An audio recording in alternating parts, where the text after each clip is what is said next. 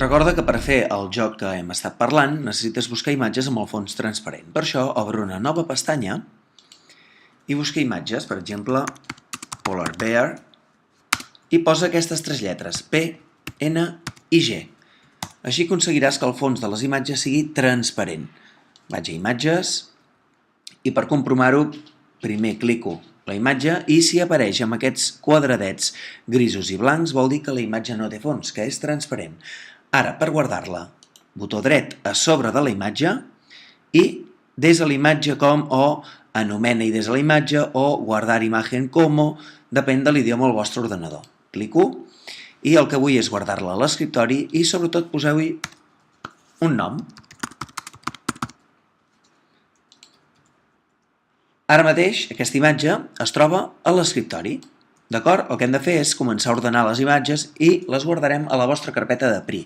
Obriu PRI, aneu al vostre curs i anem a crear una carpeta. Botó dret, crea carpeta, que es digui Joc Polar Bear.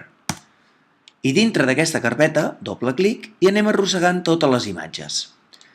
Recordeu que per visualitzar les icones d'una manera més maca heu de triar icones grans. Feu això fins que tingueu totes les imatges que vulgueu.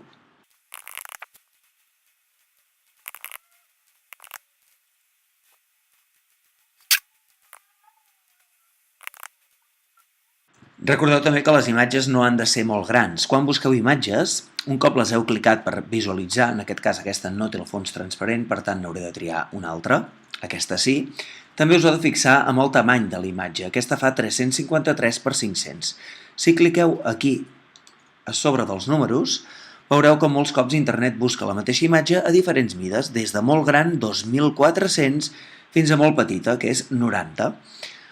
Les imatges que us recomano és que siguin entre 300 i 100. Més grans no cal, i més petites tampoc. Per tant, agafarem, per exemple, aquesta de 283, botó dret, des de la imatge, a l'escriptori, i sobretot poseu nom.